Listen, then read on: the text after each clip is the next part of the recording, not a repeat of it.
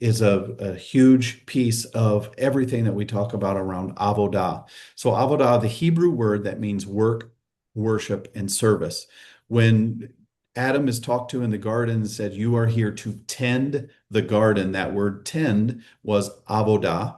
And when Abraham said, "The boy and I are going to go to the mountain to worship," and that was avodah. That word worship was avodah. And when Joshua, when he said his classic phrases, "For me and my house, we're going to serve the Lord," it was the same Hebrew word, avodah. So our avodah roundtable is exploring what does it look like to seek first the kingdom of heaven in our businesses, not just in what we do on Sunday, not just our Christian expression on a typical basis, but what does it look like to actually have an outlet of the kingdom of heaven in everything that we do, our family, work, worship, and service. And so the framing for the big idea today is that in the book of Genesis, we see that Adam was placed in the garden and Eve were placed in the garden with an intentionality around it. They had two things to do. One, they had meaningful work. Adam was supposed to name those animals. It doesn't say that he was trained in naming those animals. It was meaningful work. And it was his work to do. This is important, I think, for all of us to realize that meaningful work means somebody has a task for you to do that is it's fulfilling for you, but also it calls upon your skills and your talents to do those. God didn't name the animals. He said, "Adam, you're here to name the animals. You're here to tend the garden," that avodah piece. So that's one of the pieces. And then the second one is to walk with God in the cool of the evening. That was the other task, if you will. And I tend to believe that we are in walking in the cool of the evening. It's that communion with God. It's that time where Holy Spirit's talking to you, encouraging you, giving you wisdom and direction, maybe a task that's being solved. We can't neglect that, but we also can't live in that. We have to live in both, which avodah, work, worship, and service. So we have to have a meaningful task that we're doing, and this is why we talk so much about work. Now, establishing the original outpost of heaven when God said, "I'm going to make this earth," and the creation story takes 7 days. I'm going to put these people here. It's not good for the man to be alone. And now we have an outpost of the kingdom of heaven. If you will, in business terms, this is a franchise of the kingdom of heaven on earth. And God said, "I'm going to give you dominion over the earth, the firmament, the plants, the animals." Note that he did not give you authority over yourself or other people in that dominion piece. That's important for us moving forward. If his original design is an outpost or a franchise of the kingdom of heaven, and then he gave you authority in that franchise, that means you're not there because you've opened a Chick-fil-A, you're not going to start serving Taco Bell tacos because that's not part of the franchise model.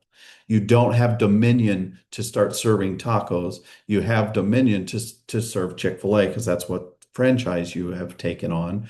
And if Kingdom of Heaven, we have the ability to have dominion over the earth, but we don't have dominion over ourselves or other people. Who does? Well, the king still has dominion over you, and the king has dominion over other people. And you are a steward of the king's authority, but you do not take that authority over other people. This is where spiritual abuse ends up coming in.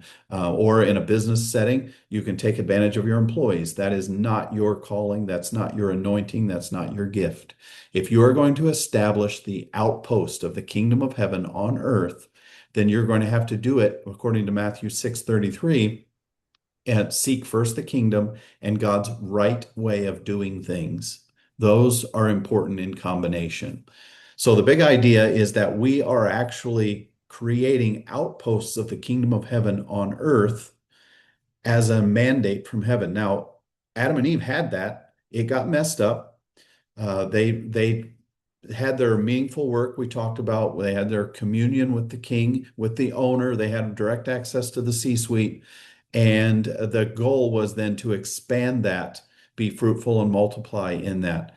As we all know, They did what you would do if you were in their spot potentially. They chose their own path.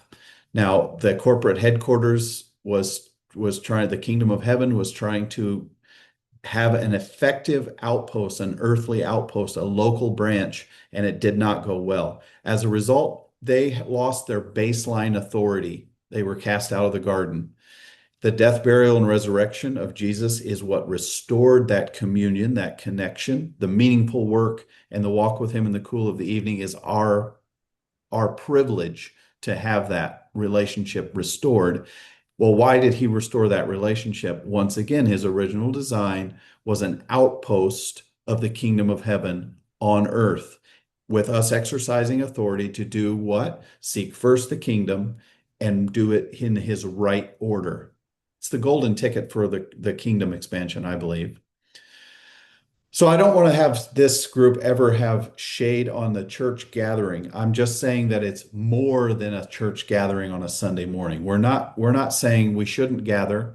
The network and so many relationships that I have, my children married people that I met and that they met through church gatherings. So I'm not saying that church gatherings should be eliminated. What I'm saying is it's not just about gathering on a Sunday morning. The calling to franchise the kingdom of heaven is in every aspect of our lives. That's our family, our friendships, our connections, and most definitely our businesses, whether you are running a business, owning it, or you are what I would call an intrapreneur. You are not creating your own business, you are in somebody else's business and you're helping it to grow. And it can be a well-established business or a small business. It does not matter. Your role as a kingdom expression on earth is to make sure that you're establishing the kingdom of heaven in God's right way of doing things. And that's exponential. It should expound far beyond what the couple of minutes on a Sunday morning or 2 hours on a Sunday morning. So, as I've said, the mandate is kingdom of heaven. This is our personal lives, our communities, our marriages, our work, and our businesses. Every aspect needs to be integrated. And the real question I think that we end up coming across in this situation is uh, so many people have asked, how do I get God involved in my life? I want him involved in my business. I want him to be joining with me. And so many times we have this business mindset that has a business plan. And instead of asking God what the business plan should be, ChatGPT, now all these large language models can absolutely create this business plan. And then we find ourselves in a spot where we're saying, hey, God, we want the outpost of the kingdom of heaven. We want you involved with it. And I think the better question is, how do we align with what God's already doing in the earth and use our skills and our talents and our abilities to align with what he's already doing? This requires you to walk in the cool of the evening, not name the animal, right? Name the animal is you're going to go to Notebook LM, you're going to go to ChatGPT or Claude or somebody, and you're going to come up with this business plan, what you're going to name the animal. Don't forget to walk in the cool of the evening, because that's where you're going to find out what he's up to in the world. And I always look at this like this. If you are a parent and you've got a child who's struggling in some way, wouldn't it be amazing if you found a friend for your child that every time they hung out with your child, they came home and they were obedient, respectful, kind, all the things that you were frustrated they weren't? If they spent time with that friend, they would be that. As a parent myself, I would make every opportunity for my child to spend more time with that child, right? I've had the opposite of that where my child spends time with somebody and then I'm like, oh, I hope you never spend time with them again. I don't want that. So look, God is the ultimate father, and he's looking down on a hurting world and he says, all my kids are hurting.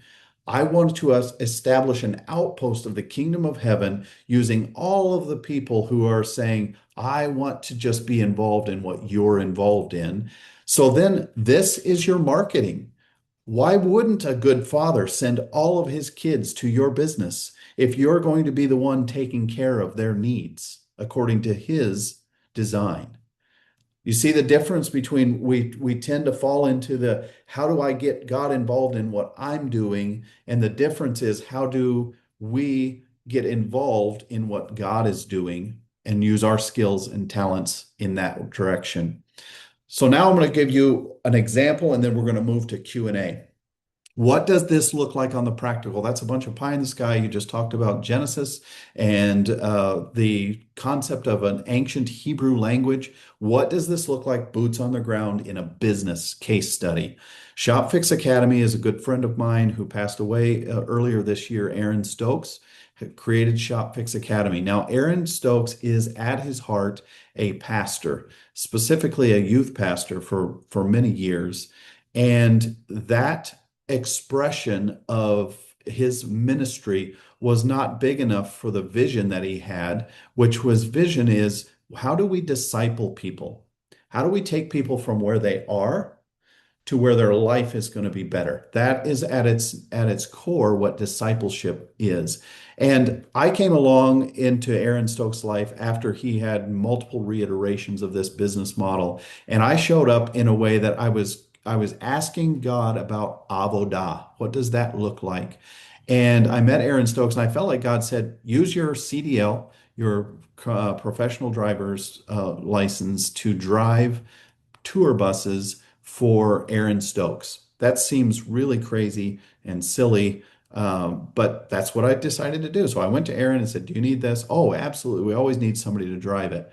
My purpose in driving it was to see his business model up close in a way that the people that are being impacted by it, the children of God that are being drawn to it, would talk unguarded about what the experience is. So I pick up a group of people and I take them to the event that he's doing. It's about 400 people in an event. And all the way there, they're talking about, I heard one guy say, this changed my life. My wife and I were scraped all the money we could get together just to drive to Nashville and go to one of his first event. This was 2 years before. I'm going to go to this guy's event. It was the last bit of money we had. We didn't even have money to get into a hotel. We were going to sleep in our car and go to the sessions during the day because our shop repair, an auto repair business, was in such financial struggle, and we needed a catalyst to take us to the next level. Well, what ended up, I heard them say that, and then they said that somehow, I don't even know how, but Aaron Stokes heard about us sleeping in our car and got us the hotel and put us in a suite for the entire time period. We didn't ask for that. That's just what he did. And then they said, you know what? Our revenue is 3 times what it had ever been. And they're adding multiple other stores because of the coaching that was happening. So this is what I'm hearing as I'm driving and I'm picking up people. This is not a religious organization. These are not people coming because there's a church service. They are coming because their lives need to be transformed. Their marriages were struggling. So, and I get in the room with this, there's 400 people in the room.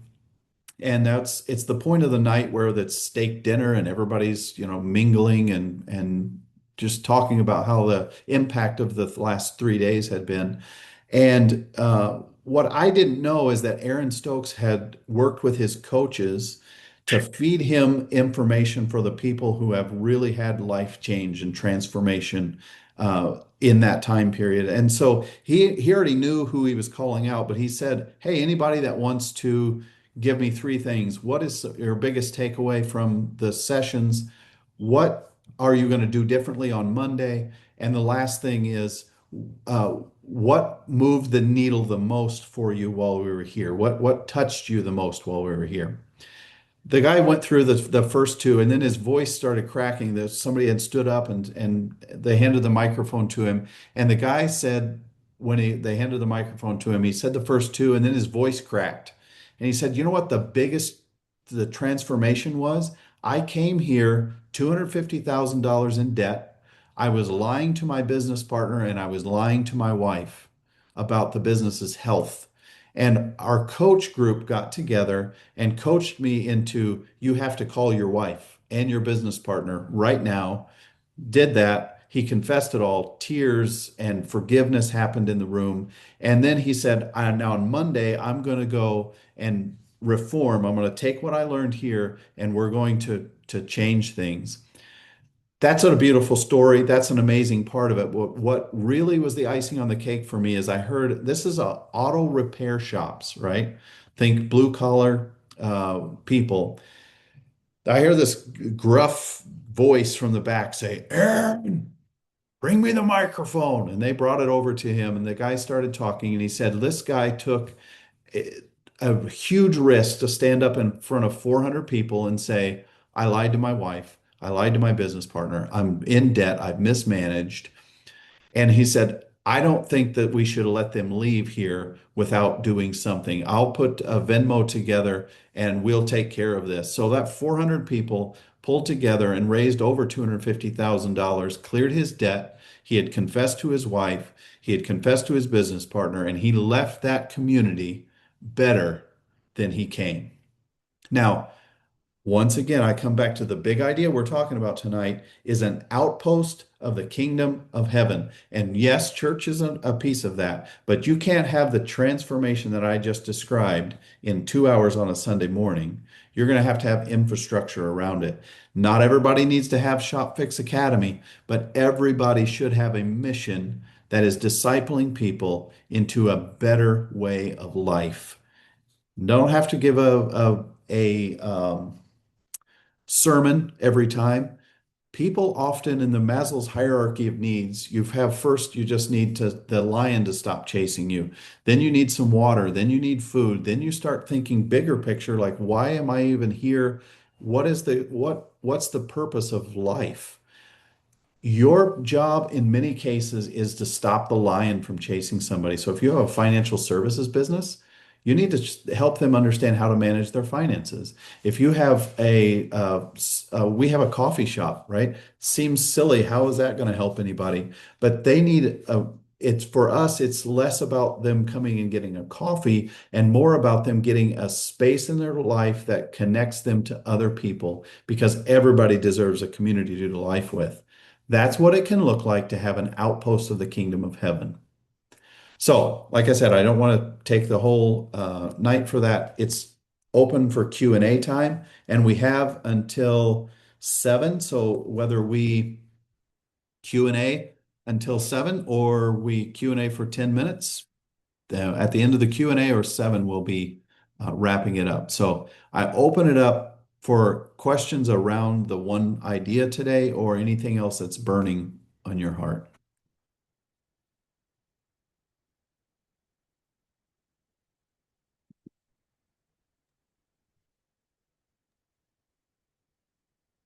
Hey Aaron, I got a question for you. Yeah.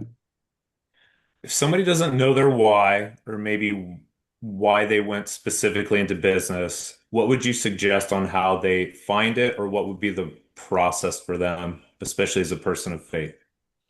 Are you saying that they started a business but they didn't know why, or they're thinking of starting a business and don't know their why? They started a business, but they don't necessarily know their why. What would you Okay. suggest for them? Okay.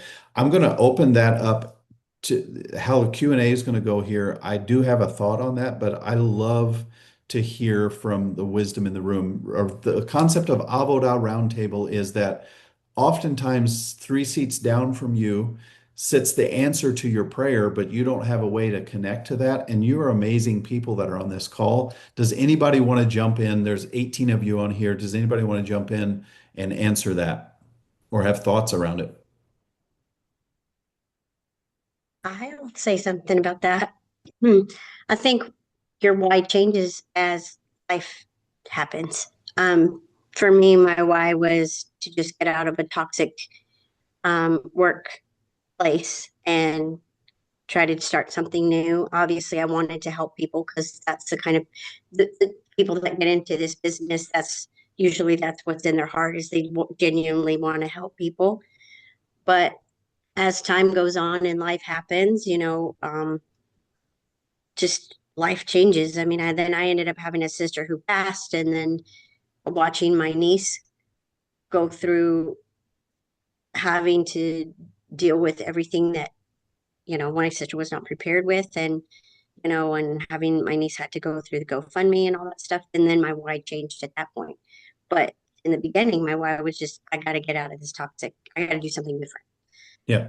I think that's an important clarification because your why doesn't always have to be some noble aspiration initially. Now, hopefully, you're constantly growing on every level, and your why could change over time. So I love that perspective. Does anybody have another perspective?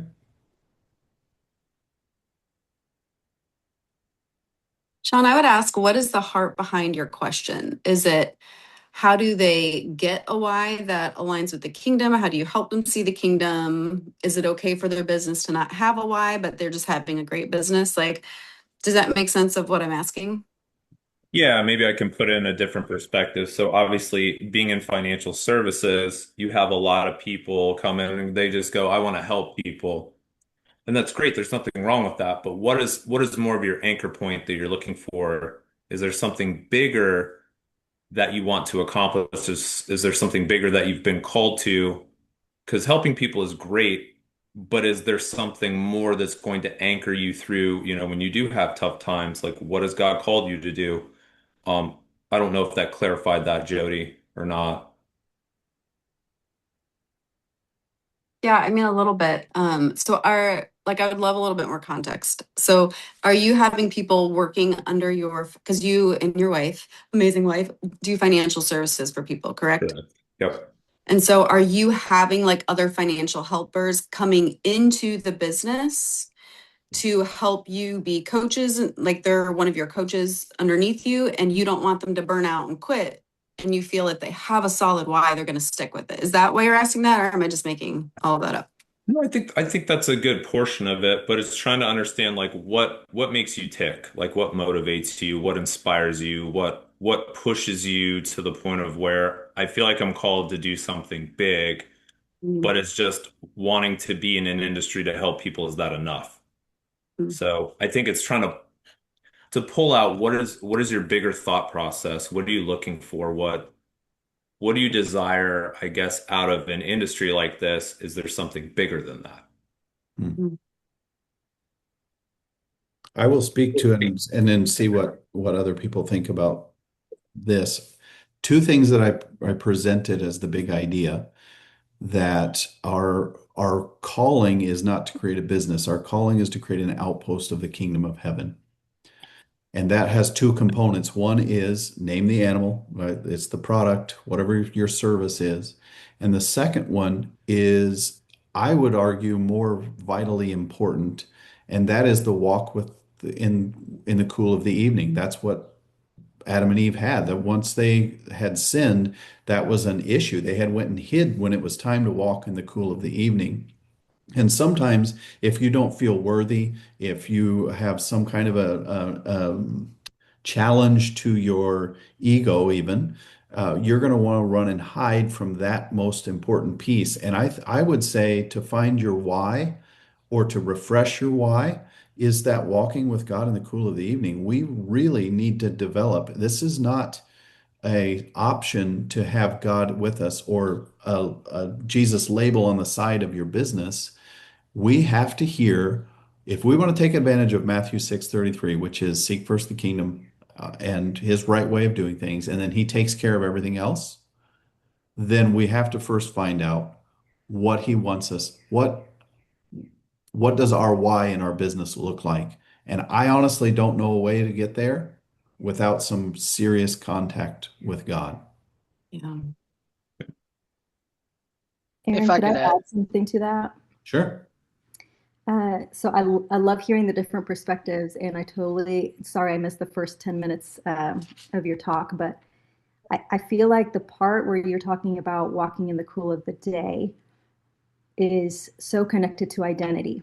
And I think it's the reason why the enemy distorts the marketplace to the point where a lot of people find their identity in their job. And the second that title is gone, that company is gone, people are having identity crises, right? Mhm. I think your why is a combination of your identity, which to Aaron's point has to come from God, and what God told Moses at the Red Sea, what's in your hand. So it's the gifts and the talents that he's given you that are unique to you. And so I'm trying really hard not to, because I'm a creative strategist. And so I help people understand their business from a strategic standpoint and how they serve their audience, not in just, I help people. Like that's what we're all supposed to do, but how and why and what transformation you're bringing people to the point where if I go to any other financial advisor, I would not get the experience that I would get when I come to Sean O'Donnell, because I'm coming to Sean O'Donnell to get what God put in Sean O'Donnell to serve me, not because we're all here to serve each other and for us to need each other in business. You know, there's things that I help people that they can't do for themselves, and things that I need from them that I can't do for myself. Does that help? That's good. I think that's really good Yeah, that wisdom. was fantastic. Oh, Lance is on here too. I know Lance is going to have something fiery to say. I wouldn't say fiery, but and I agree with everything that has been said. And I love the clarifying questions from Jody, because we can, a lot of times we'll jump in and try to answer a question without having full context. So great job, everybody. My thought is just really, this part is just really getting tactical. Uh, Identity, time with God, absolutely nothing will overshadow those things. But a lot of times people just don't know even the next step. And so it's called the 5 question rule. It could be 3, it could be 7. I don't care what it is, but hey, I just want to help people. And that's great. Why is that? I call it the wit and the awe questions. WIT for wit. Why is that? And awe questions. And what else? If you can get people to go 5 to 7 times deep answering that question, at some point you will hit a nerve on them. You'll feel the energy switch, and it'll turn to an emotion instead of theory. So we go from theoretical knowledge to experiential by asking wit and all questions. Does that help? That's exactly what I was looking for, Lance. Thank you. Yes, sir. Appreciate it. Yeah. Lance, would you mind to give us your take on giving God the pin? Oh man. Just the high level of it. One of the more transformational things that I've been able to do is that exercise. It's simply called Give Him the Pin. The real short version of it is it's a sequence of prayers that you literally have to trust God, and you got to trust yourself to be able to trust God. But it's three simple phrases. God, silence the voice of my enemy, silence my own thoughts, bind my mind to the mind of Christ. Now, God, I believe that whatever thoughts hit my head next are from you. I trust you, and I give you the pen. And you have a pen, you have a paper or a journal, remarkable something, but you ask those questions. You trust that the thoughts that come to your head are messages from him to you, straight from the Holy Spirit.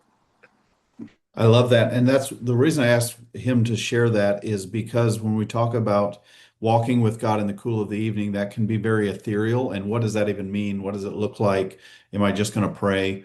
But Lance just gave you a solid step-by-step framework for, hey, God, what does this look like? I just want to hear your voice for these people.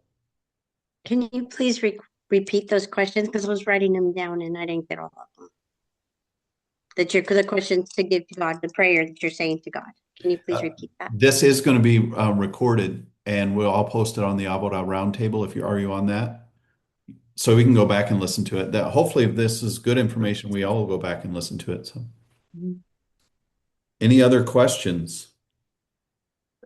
Aaron, I have a quick question. It's a little bit related to this, but earlier when you were talking about, it's not about going to ChatGPT and asking it to kind of figure that out.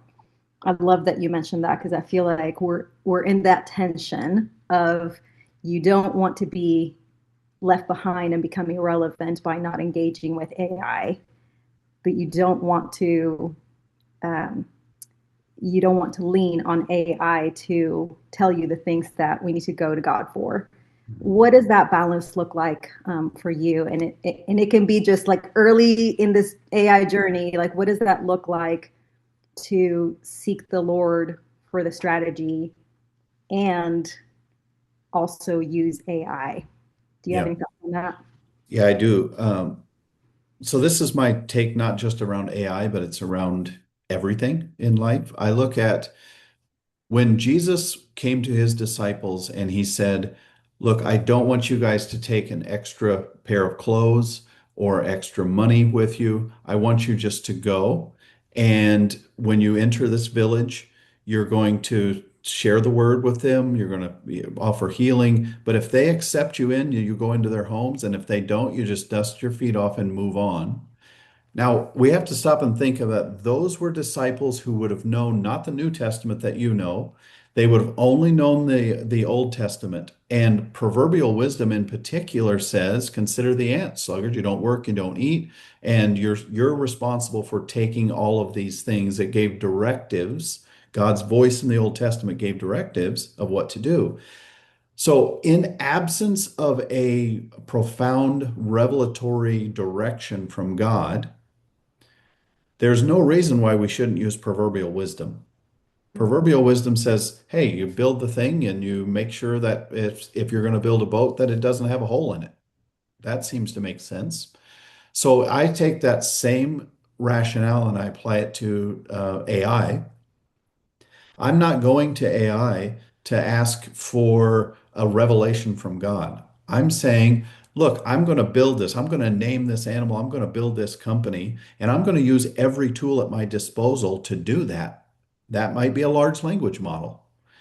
But when I'm in the middle of building that large language model and God comes along and says, I understand all the rationale that you just did there, but I want you to go into this village and not take extra cloak and not take extra money, then we have to be willing to say, not my will, but yours be done. Not my proverbial wisdom, but yours be done. And so I'm not concerned about AI unless we, just like any other thing, we decide to make it our God. If it remains a tool in your tool belt, great. And now, do I think that there's some concern over globally, like what's going to happen? That's not my world. He didn't give me dominion over other people, or even over myself. I'm going to make sure that I'm going to advance my outpost of the kingdom of heaven, irregardless of what ChatGPT or OpenAI or Claude is going to do in the world at large. I just need to make sure I do my part. Does that make sense? Yes, I love that. And as you were speaking, I kind of felt like the summary that I got is don't go to AI for revelation, but it's a great tool to execute what God has revealed to you. Yeah, that's a That's good way of good. saying it. Just put that in the chat. Like that's how I kind of that's what I sensed in my heart, but I love how you put language to that of the approach. So That's good. thank you. Any other thoughts around that question? I think that's so powerful. I think that there can be a lot of fear of that because like you said, Aaron, there's a lot of talk about how this can lead us to the end times and our, just all the things that can really get it convoluted and we can shut it down and put it to the side and not even engage with it at all. And it makes me think of, back in the day, I used to be a professional photographer. And at that time, the industry was moving from film to digital, man, it costs less. You could turn around images faster. There was so much benefit to digital, but there was so much fear around it that some of the older people who all they knew was film, they refused to engage in that. And because of that, we became miles ahead of all of the people, the older people. It tended to be the older crowd who were scared of it and didn't understand it and didn't want to use it. And so everyone who switched to digital or started with digital, we grew leaps and bounds. And that's how I see AI playing, where it's like, gosh, like Mariali, like I loved how you both, like with Mariali and Aaron, like you made that distinction. Like, don't look to God for revelation, but man, using this tool will help you leaps and bounds with your time, with your efficiency, like all of that stuff. So that it just makes me think of that. And it's like, okay, are we going to hop on the AI train, not to control our lives, but to help us be more efficient? And we can advance the kingdom even more by utilizing that as a tool, but not a revelation. Yeah. I think it's important for us to be clear too that in our callings, once again, it's an outpost of the kingdom of heaven. That's what we're called to do.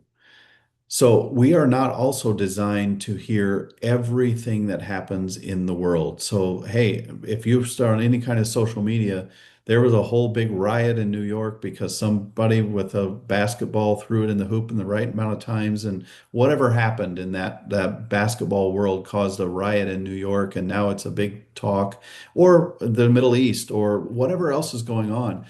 If we are not zero focused on, hey, I'm got an outpost of the kingdom of heaven. My Mm, family, the people that are sitting around my table, I'm responsible for that network.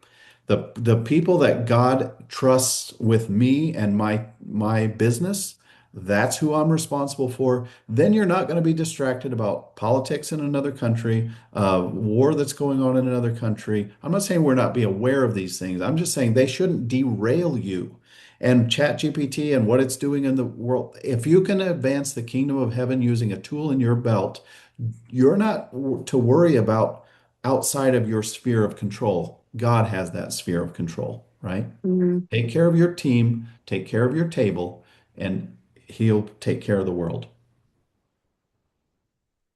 mm. What was that? Sean just said it is all fear-based. Yeah, I would agree with that. It's all fear-based.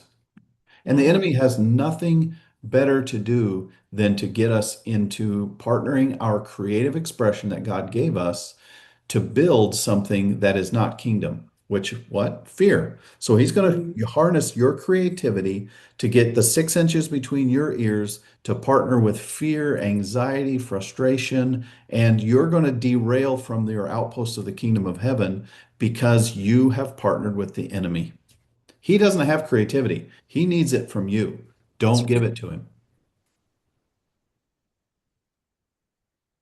It's good. Aaron, that right there has been something that's been on my mind. And it's one of those, if I had the emoji with the head exploding, this is it. If they the opponent, the enemy, has no ability to create something new, then all of this AI has been here all along. Mm, God must be the author because no one else can create the way our God can. wow. It's beautiful. I haven't been able to wrap my head around that, and it doesn't make good theological sense, but they cannot create, they can replicate. Yeah. In many ways, back to Lance's surrendering the pen to God and the what I called biblically, it's walking in the cool of the garden. That is now going to be a premium offering in the world because AI can do everything probably better than it has been done in the past up to this point. But you should be getting fresh revelation from God on what it looks like to serve his children in a way that have never been served before. And you're going to have to go back to him every day to get fresh manna. Otherwise, you're going to get behind the large language model. This I see as God funneling his people into listening to him closer than they've ever listened before because they don't have an option anymore. If you want to minister, if you want to serve your customer, your clients better than they've ever been served before, I'm telling you, AI can serve them if it's ever been done in the past. Probably better and cheaper than you. So make sure we refine that connection to God to get the fresh revelation of how to serve people in our businesses.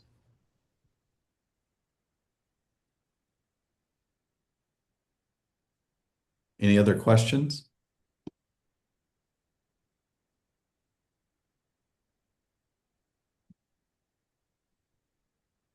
We couldn't have solved all of the world's problems just right there.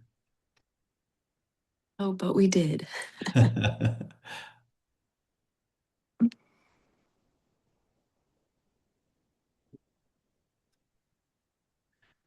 Anybody want to take a stab and share with us what it looks like to advance the kingdom? The case study that I gave was Aaron Stokes' Shop Fix Academy. Anybody want to share an idea, maybe it's yours or one you have seen, that incorporates the kingdom of heaven in a unique way? Mm.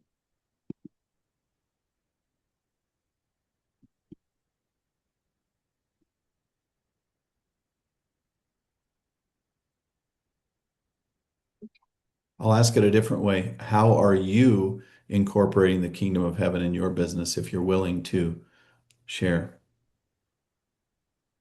Well, if I can, I want to share a study that I heard the other day on the power of prayer. I think a lot of us, I've heard this phrase, well, I don't know what else to do, so I guess all I can do is pray, as opposed to allowing prayer to be the very first thing that we do. Excuse me. There was a study done in 2005. There were about 1,500 patients that had surgery, and they were sequestered in another part of the hospital, two different parts, and they divided it in half. One half were designated to be prayed for during specific hours, like 8 to 10 in the morning. Took a 2 hour break, 12 to 2. You would think, why wouldn't you pray all the time? It was to prove a point. But the group that were being prayed for in a totally different area, they didn't have hands laid on them. They weren't touched. They weren't in the same, they couldn't hear anything. But that group from 8 to 10, their brain scans lit up like a hotel. The group that wasn't being prayed for by name, their brain scans stayed dark. So they had the MRI wires all hooked up to all of them.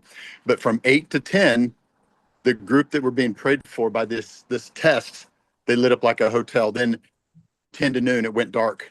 From 12 to 2, it lit up again. And so if we ever think that prayer doesn't impact things, whether we can see it or not, this is how many times we heard science is just now catching up with scripture. It's catching up with theology of who God is. But I've just been thinking about my prayers matter. Whether I see it or not is irrelevant. And if I'm not committing not only my business, your business, the people in here's business to prayer, I am missing an opportunity to impact the kingdom. 100%. That reminded me of something that would be a good, we can put it in the chat or I could tag it when we post this. Anybody familiar with Dr. Emoto's water experiments? Emoto is spelled Emoto. You could look it up, and it basically is a practical test for a biblical term, which is take every thought captive, only think on what is good, right, and pure. And it's an experiment where they would put a label, a word onto water and then freeze it. And depending on what the word was, whether a positive word or a negative word, so like love versus hate, and the water changed dynamic drastically based on the power of the word, either a weak word like hate or a powerful word like love. It's a beautiful experiment. It's on YouTube. You can just search Dr. Emoto's. And if you need a reason to take every thought captive and do the biblical thing to only focus on what's right and pure and good, it's a beautiful experiment, not influenced by Christianity. It's just observable science.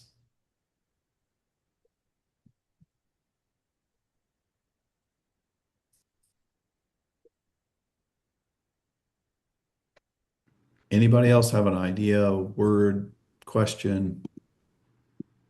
We have about 10 minutes left.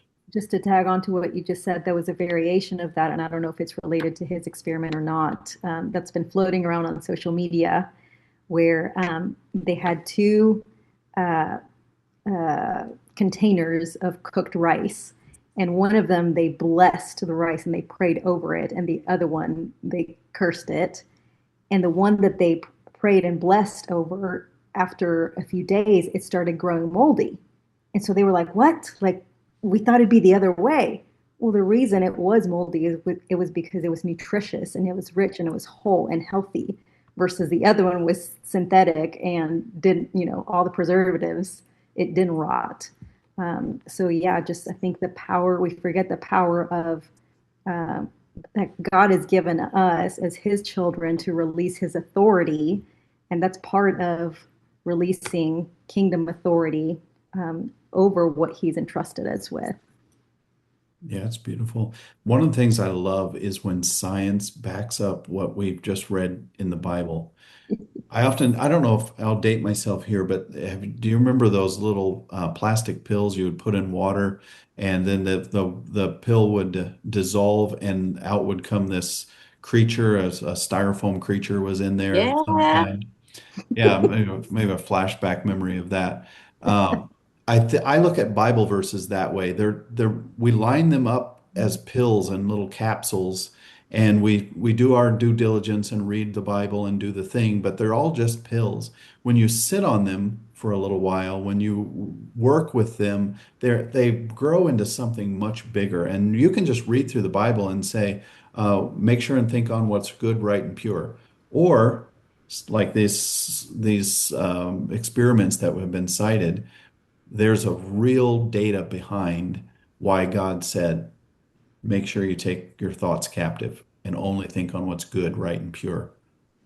Yeah. So, For funsies, I pulled my workbook off the shelf here, my playbook that I have for parents. And I don't know if y'all can see this, but this is from the water experiments that Aaron was talking about. So, like right here, see that blob? That's from the words, you fool. And then right here is you disgust me.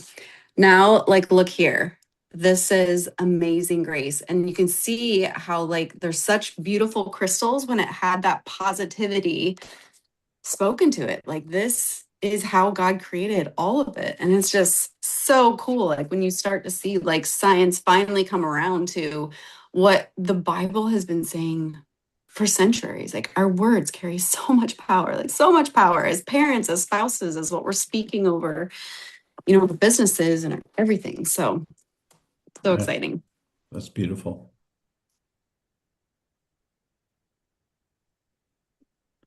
Any other questions around the big idea that you are an outpost of heaven on earth, your business is, your family is? And specifically, did anybody have any thoughts around the concept that you're not given authority over yourself or other people?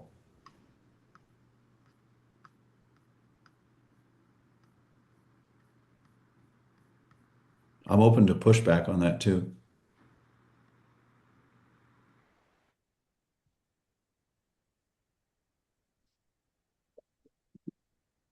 Seems like everybody agrees. That's great. So then, and with your spouses, there should be no pushback, no taking authority over them, right? Oh, wait. So many things preach really well and teach really well, but live hard, right? My, excuse me, my sister and I had that conversation today as she is having issues with her daughter-in-law, and she's realized that she has no authority over her daughter-in-law, and she's having to just give it to God. And she has to decide she can't, she has to stay in her lane and be herself, pray over her, and just say what this person's actions are, her daughter-in-law's actions are between her and God, and it's has nothing to do with her. Even Yeah. though she sometimes is getting the brunt of whatever the daughter-in-law is going through, or whatever she's angry about, or whatever her issues are. My sister and I was trying to explain to her that whatever her actions are, I said, you've done nothing to her to get those, for her to give you those, treat you that way. So if you already know that, then you give it to God. And that's between her and God. And just know it's not about you, it's about whatever she's got going on herself. And that's how I give the authority to God, or we don't have the authority over someone else. He can't control how that person is acting. Is that what you mean by that? Is Yeah, that I think let's look at a case study of taking authority over somebody. Most of us don't even think about the grocery store layout, but the reality is the grocery store operation will take a loss. They will offer milk for sale far cheaper than what they even buy it for. They will lose money and they will place that milk at the back of the store. Then they make sure that the vegetables, the fruit, fresh stuff is right there because you feel energized when you walk in and look at it. You may not buy it, you may not eat it, but now you feel good because you just walked through fresh produce. And between the fresh produce and the milk, the cheap milk that you need for your family, they will now line up and sell slots of bad products, products that are not healthy for you, but they have good profit margin. They actually sell to Nabisco the space for their product to go on, placement wise. So now you have just taken what God said you don't have authority over other people to manipulate them that way, but we do it. So that's an example of a business model that I don't believe is going to line you up with the kingdom of heaven. You are taking and it has a short-term win, long-term loss. And if we are an outpost of the kingdom of heaven, and we believe that we are, then we need to be ethical all the way down the line and not manipulate people in order to get them to do something that is not even healthy. I'm not opposed at all. I do a concept in our coffee shop called intentionally awkward seating. And what I'm doing is manipulating people in a way that causes them to say, you know what, I'm going to sit in here and it's going to lock this whole room up. Other people are going to feel awkward when they come in. Well, why am I doing that? Do I just like to make people feel awkward? No. What I want them to do is have an awkward conversation that says, oh, you've got this whole room. Do you mind if I just sit here next to you? Oh, sure, you can sit there. Well, then hopefully next week, after you've sat there 3 or 4 times next to that person, you're talking about their family and what's going on. Well, what I've done is manipulated you into having a relationship with somebody that will advance your connection for the kingdom of heaven. Matthew 18:19 says, where two or three agree, that God's in the midst. So I just created an opportunity for agreement. So I'm not opposed to the knowing human nature and manipulating it. What I'm opposed to is manipulating in a way that just makes me more money while destroying your health. That's not a kingdom outpost.